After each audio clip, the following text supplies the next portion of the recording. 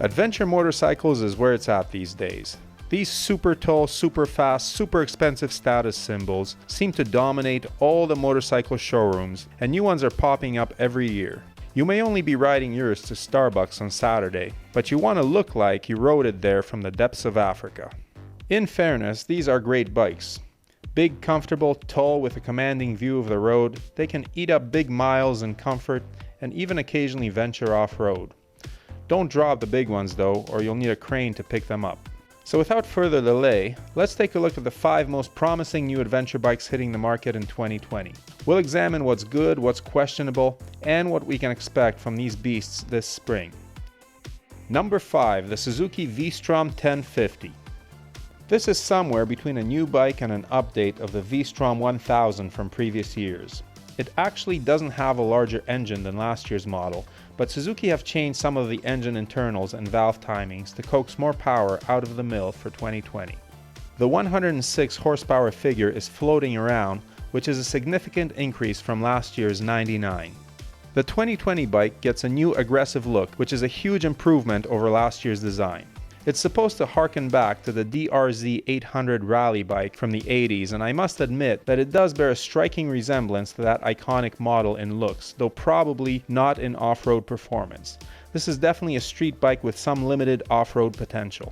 In addition to the new look and better engine performance, Suzuki is now offering 3 power modes, 4 traction control settings, lean-sensitive rider-adjustable ABS, a new LCD display, and LED lights front and back. There are 3 models. The regular V Strom is more of a bare-bones budget bike with limited electronics and cast wheels. The XT and XT Adventure get wire-spoked wheels, all the electronics, cruise control, yes, the bike is now ride-by-wire, new mirrors, handguards, adjustable windshield, center stand, a must-have if you're actually going on adventures, better foot pegs, adjustable seat and crash bar, engine guard. The Adventure also adds aluminum panniers and heated grips. That's a high goodie to dollar ratio for a bike that traditionally undercuts its competition in the price department. So, what to make of this bike? Well, being brutally honest, the V Strom has never been one of the glamour brands in the segment, despite being a surprisingly competent bike. Chalk that up to the previous model's looks, as well as the model before that. But the current bike could change all that. The new V Strom offers a lot of value in a pretty swanky looking package that will turn some heads and give the Africa Twin a run for its money. Speaking of the Africa Twin, number 4, the Africa Twin 1100.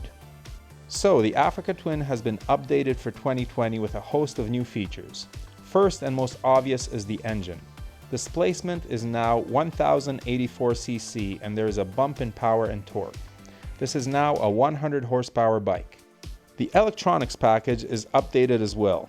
In addition to rider modes, Tour, Urban, Gravel, Off-Road, plus 2 personalized packages, the new Africa Twin gets cornering ABS, wheelie control, rear lift control, and DCT cornering control so that the automatic trans, if you have one, doesn't shift on you while leaned over in a turn.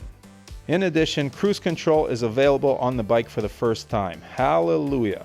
But that's not all. The Adventure Sports model gets cornering lights, electronically adjustable suspension, a lower seat height, and also comes with heated grips, skid plate, light bar, fog lights, a 6.5 gallon fuel tank, taller windscreen, and a 12-volt socket.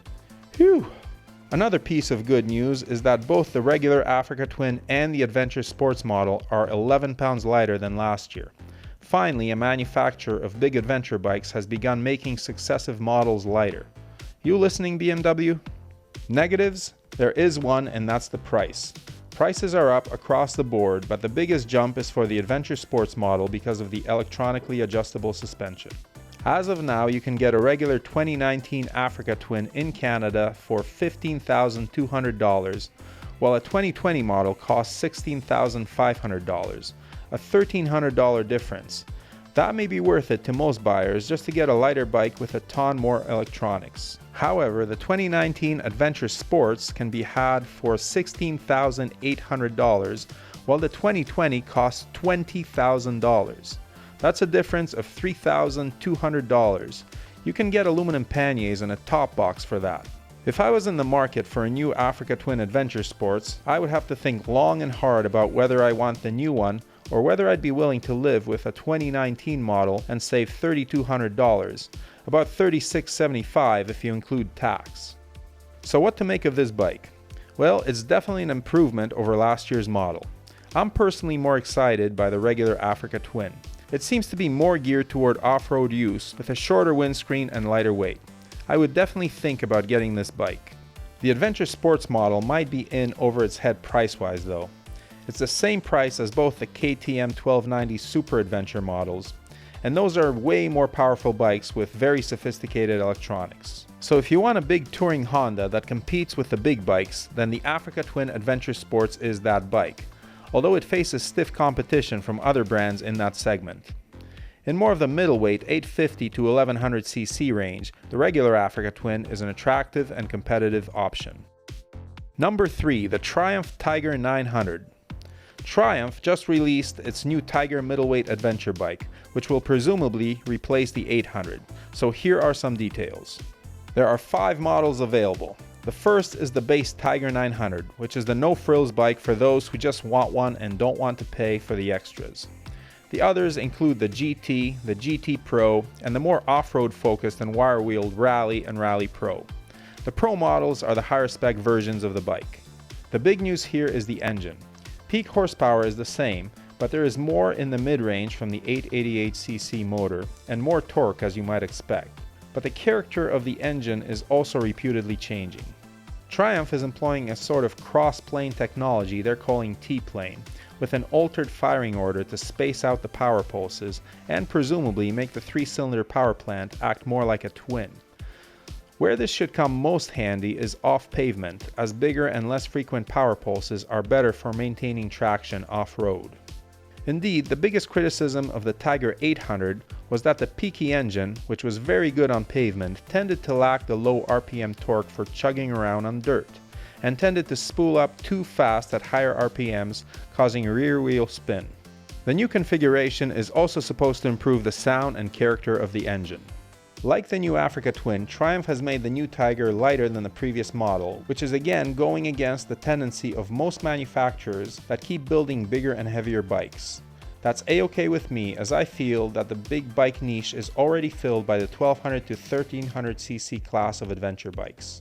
To me, the middleweights should be the bikes that may not be as comfy on the long haul as the big boys, but should be more capable off-road than their bigger cousins. In other words, the people buying middleweights are riders who do not necessarily want to save money, but may just want to take their bikes across rougher terrain. As it stands, the heaviest of the models, the Tiger Rally Pro, should tip the scales at roughly 500 pounds wet. Not bad when you consider that that figure includes engine guards. Seat heights vary between 32.7 and 34.3 inches and are adjustable by 20 millimeters. The Rally models are taller because of the larger 21-inch front wheel and up-spec suspension. The GT Pro model offers electronically adjustable suspension with several presets for luggage and passengers. The base model gets a 5-inch display and 2 riding modes, rain and road, while all other models get a 7-inch TFT display. The GT and Rally models add sport and off-road modes, lean-sensitive traction control and ABS, and heated grips. The Pro models up the ante with rider configurable modes, heated seats, tire pressure monitors, and quick shifters. That's preloaded and all for relatively reasonable prices ranging from 14,100 Canadian for the base model to 19,800 for the loaded Rally Pro. You get a lot for your money here. So what to make of all this? Triumph has come to the table with a competitive package and well-equipped and very nice looking bikes. I can't wait to ride these in order to see how they stack up against offerings from KTM, BMW, Honda, and Yamaha. Till then, it's good to see a British brand mixing it up with the top dogs. And we're up to number 2, the KTM 390 Adventure. Well, here we go. The small adventure bike war now has a KTM, and I made this bike number 2 because it is a significant step in this segment. What we have here is an entry-level bike with a 373cc engine from the 390 Duke. The bike puts out around 43 horsepower and 27 foot-pounds of torque. It also features a color TFT dash, phone connectivity, Semi-adjustable suspension front and rear, and incredibly lean sensitive ABS and traction control, riding modes, quick shifter, and ride-by-wire throttle. The ABS has an off-road mode too. A sub 400cc bike with all that? Thank you KTM, and all for around 7,250 Canadian dollars including freight. But it's not all roses and rainbow farts here with this bike. It's not a perfect machine by any means. First, it comes with cast wheels. Spoked wheels are an option, but there isn't a model that comes with them straight from the factory. Speaking of wheels, the front one is a 19-inch, not a 21. Also, the suspension is only adjustable for preload, not really a surprise at this price point though. Finally, the engine is straight from the 390 Duke, which is a great mill and loads of fun on the road, but it is also biased to produce power in the upper rev range. Down low, where most off-roaders need the torque, it's reputed to be a little weak. Granted, I haven't ridden this bike yet, but the journalists who have tend to agree that the engine doesn't quite have the low-end torque needed for an off-roader.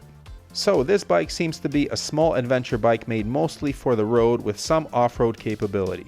It's here to compete against the BMW G310 GS, the Kawasaki Versys X300, the Honda CB500X, and the Royal Enfield Himalayan.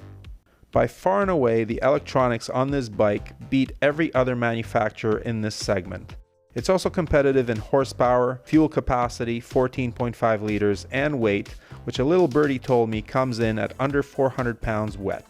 This is a bike that sounds like loads of fun and has significantly raised the bar for small adventure bikes around the world, and that makes it the number 2 on the list of most important new adventure bikes for 2020.